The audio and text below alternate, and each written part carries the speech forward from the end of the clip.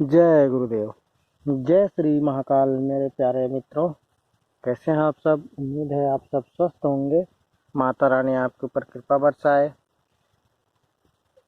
तो आज मैं एक बहुत ही विशेष जो है उसके बारे में आपको मैं बताऊंगा। तो वो क्या है, सुनिए। अभी बीते कुछ दिनों में मुझे एक मेरे प्यारे मित्र ने कमेंट किया था कि जो है भूत प्रेत या तंत्र बाधा से हम कैसे बचें, है ना। जो सामान्य व्यक्ति है वो कैसे बचे, है ना, भूत प्रेत तंत्र बाधा से, किया कराए से कैसे बचा रहे, उसके बारे में मैं आपको बताऊंगा। वैसे तो भूत प्रेत और तंत्र बाधा जो है प्रायः हमारे ग्रामीण अंचल में बहुत ही देखा जाता है। वैसे मैं आज एक बीते कुछ हफ्तों की मैं एक आपको मेरा खुद का अनुभव मैं सुनाता हूँ। उसके बाद में मैं आपको एक विधान बताऊंगा, जिस विधान से आप जो है स्वयं को या अपने घर परिवार को तंत्र भूत प्रेत बाधा से जो है सुरक्षित रख सकते हैं। तो वैसे मैं दिया हुआ हूँ एक विधान जो है सफ़ेद आँख का पौधा। सफ़ेद आँख का पौधा के बारे में बताया हुआ हूँ। उस पौधे को जो घर के मेन दरवाजे के पास में लगाने से, है ना,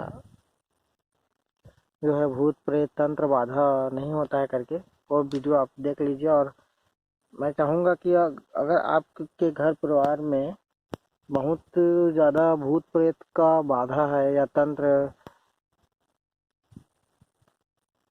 किसी ने चलाया हुआ है करके आपको अगर लग रहा है, तो इस पौधे को आप ला करके अपने दरवाजे में लगा सकते हैं। तो जो है धीरे धीरे करके वो जो है भूत प्रेत जो भी आपके घर में वास है वो दूर हो जाएगा। तो चलिए मैं जो अभी ये बीते हफ्ते में जी एक मरीज कह लीजिए, उसको मैं देखने गया था, उसके बारे में मैं बताता हूँ। तो एक महिला थी, तांत्रिक, है ना। इसको हम लोग हमारे अंचल में महिला जब तंत्र क्रिया सीखती है वो और वो उल्टा काम करती है। उल्टा कहने से लोगों का जो है लोगों के ऊपर भूत प्रेत भेज देती है या मंत्र मारण वैसे किरण वगैरह करती है। उसको हम लोग हमारे अंचल में, ग्रामीण अंचल में, छत्तीसगढ़ में तो नहीं के नाम से जानते हैं। वैसे तो आजकल बहुत पढ़े लिखे और ज्ञानी हो गए हैं तो ये सब नहीं मानते हैं बाकी, लेकिन हमारे अंचल में आज भी ये सब चीज़ों को माना जाता है। तो एक गांव में आज आज से कुछ वर्ष पहले, अभी तो उसका देहांत हो चुका है, बाकी उसके पास में था कुछ ऐसे प्रेत जिनसे वह काम लेती थी या किसी को दुख देने के लिए उसको भेज दिया करती थी। तो पता चला मुझे और उन्होंने मुझे बुलाया था।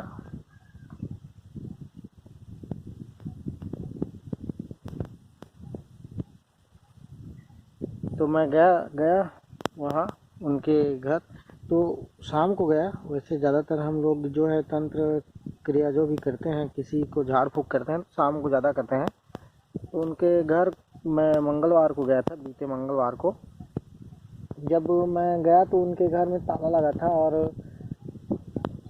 उनके घर में मात्र वही दो प्राणी रहते हैं, पति पत्नी, है ना। तो रहते हैं। तो जब वो लोग घर में नहीं थे तो हम लोग सोचे, मेरे साथ में एक और गए थे व्यक्ति, साथ लेकर के गया था। तो उनके खेत में हम लोग गए हैं ना।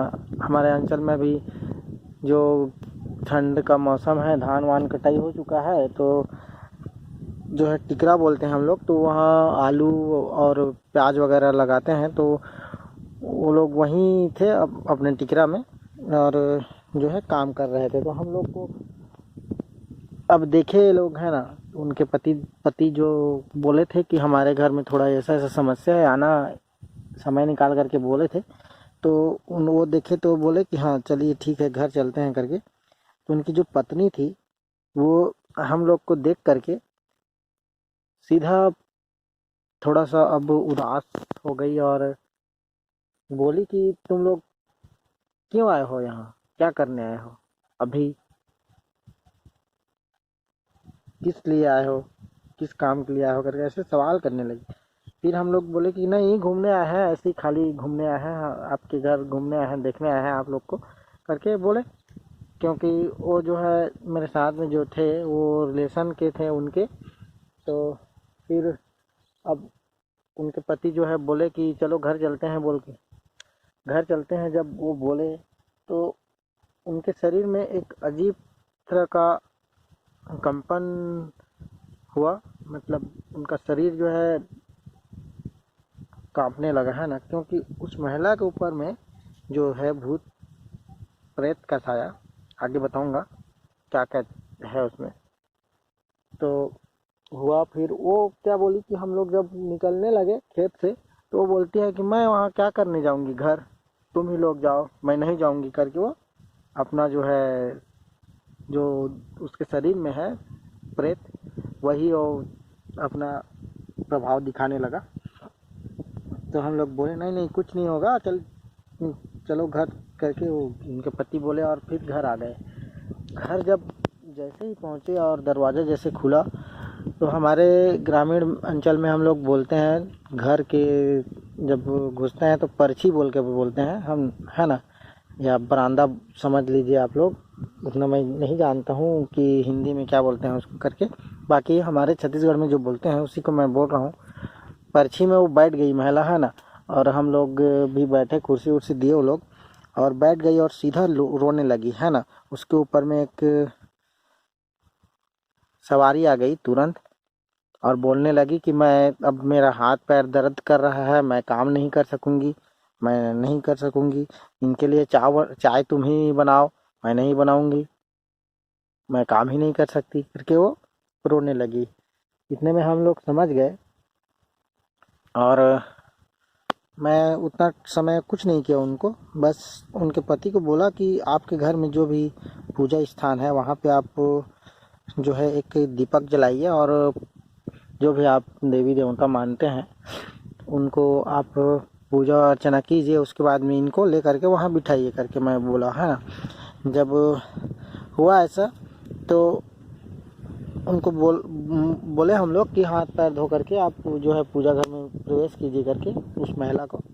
जब वो महिला हाथ पैर धो करके फिर पूजा स्थान पर प्रवेश की, तो मुझे भी थोड़ा अजीब लगा कि उनका जो भी पूजा स्थान है वहाँ भूत प्रेत की सवारी कैसे आ रही है करके। फिर मैं समझा बाद में कि इनके जो पति हैं वो थोड़ा सा जो है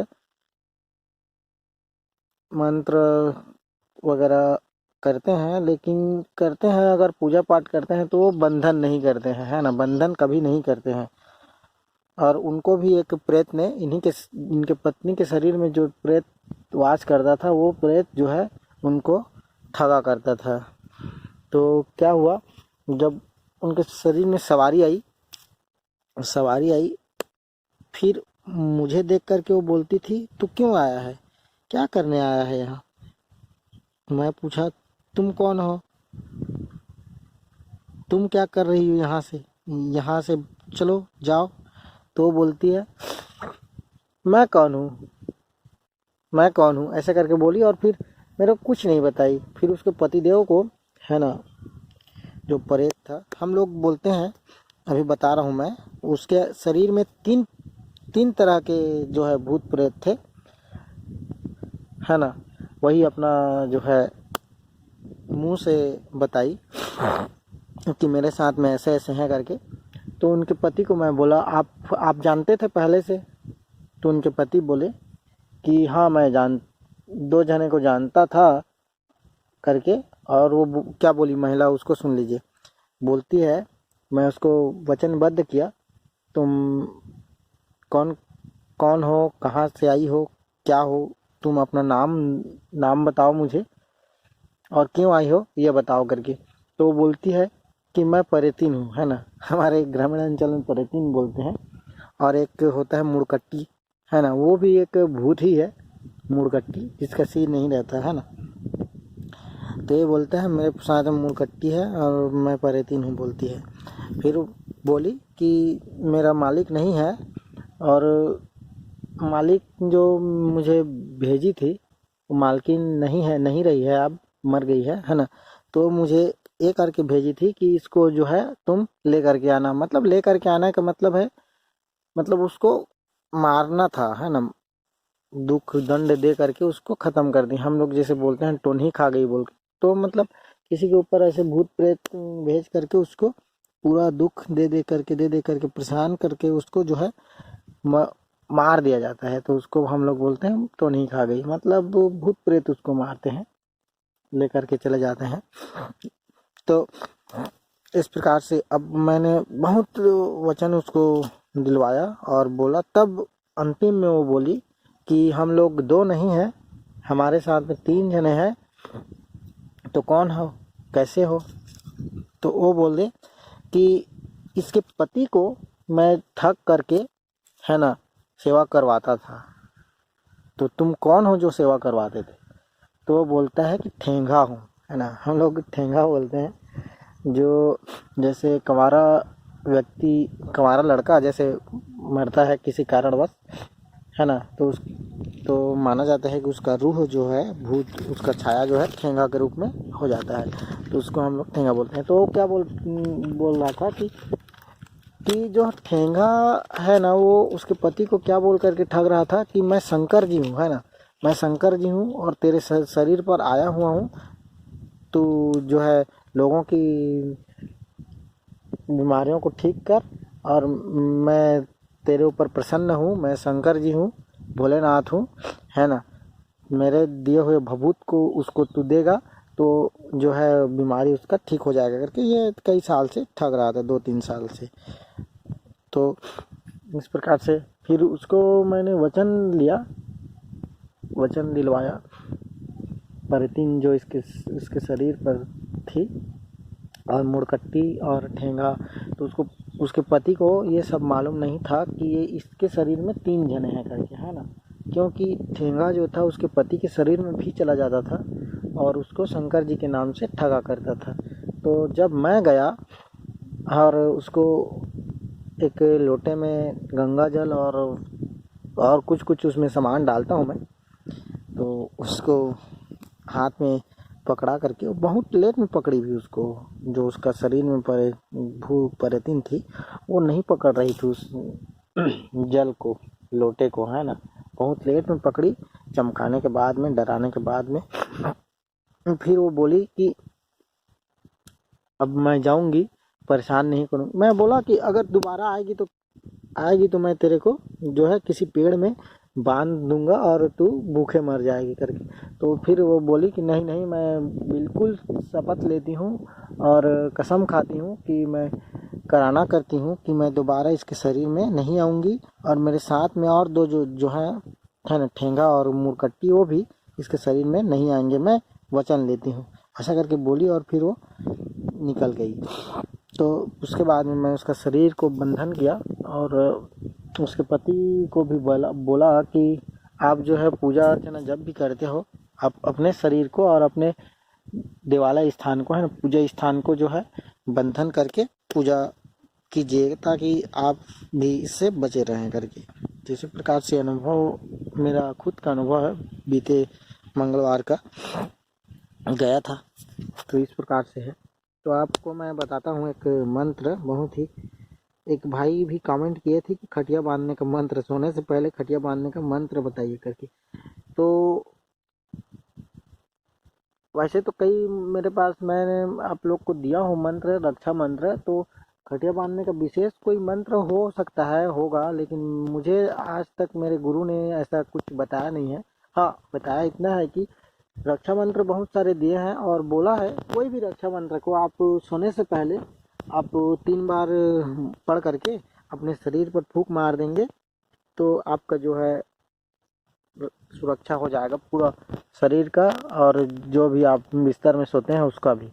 तो आपको मैं लिंक दे दूंगा रक्षा मंत्र का। या एक और विशेष बात बता देता हूँ, आप तंत्र जगत में है, तंत्र क्षेत्र में है तो ठीक है, आपके पास में रक्षा मंत्र है, सुरक्षा मंत्र है, लेकिन यदि सामान्य व्यक्ति या कोई भी स्त्री वाला कोई भी कर सकता है इसको। मैं बता रहा हूँ, मैंने दिया है शंकर जी का एक जो है तिलक करने का मंत्र है ना, ओम हर हर महादेव सर्वरक्षाम कुरु कुरु स्वाहा, ये वाला मंत्र। इसको आप जो है पूजा जब करते हैं सुबह नहा धो करके शंकर जी के समक्ष और धूप दीप देते हैं, उसी में आपको यह 3 बार मंत्र पढ़ करके आप जो है अग्नि में धूप डालेंगे और उसी का भभूत उठा करके आप अपने तिलक करेंगे तो आपको जो है पूरा दिन भर आप का रक्षा होगा। और एक और विषय है, सब जानते होंगे गायत्री मंत्र है ना, गायत्री मंत्र मैं पढ़ के नहीं सुनाऊंगा क्योंकि इसमें विधान है कि दीक्षित व्यक्ति ही इसको मतलब पढ़ना चाहिए करके। तो ऐसे हम लोग तो गायत्री का दीक्षा लिए हुए हैं, तो आप गायत्री मंत्र को सोने से पहले 5 बार पढ़ लीजिए है ना, और सो करके जब आप उठते हैं तो गायत्री मंत्र पढ़ लीजिए फिर से 5 बार, और अपने पूरे शरीर पर आप जो है अपना हाथ फेरिए मंत्र पढ़ते हुए 5 बार हाथ मंत्र पढ़ करके। इस प्रकार से आप जब करते हैं तो गायत्री मंत्र में इतनी शक्ति है कि वो जो है एक रक्षा मंत्र के समान कार्य करता है। और पूरा आप दिन भर या रात को करते हैं तो रात भर आपका जो है आपके पास में बुरे सपने भी आपके सपने में नहीं भटक सकते, तो इतना शक्ति है गायत्री मंत्र में। तो चलिए ठीक है, बहुत बहुत धन्यवाद आप सभी को मेरे वीडियो में बने रहने के लिए और मेरा वीडियो देखने के लिए आप सभी का एक बार फिर से धन्यवाद। जय श्री महाकाल, जय भोलेनाथ।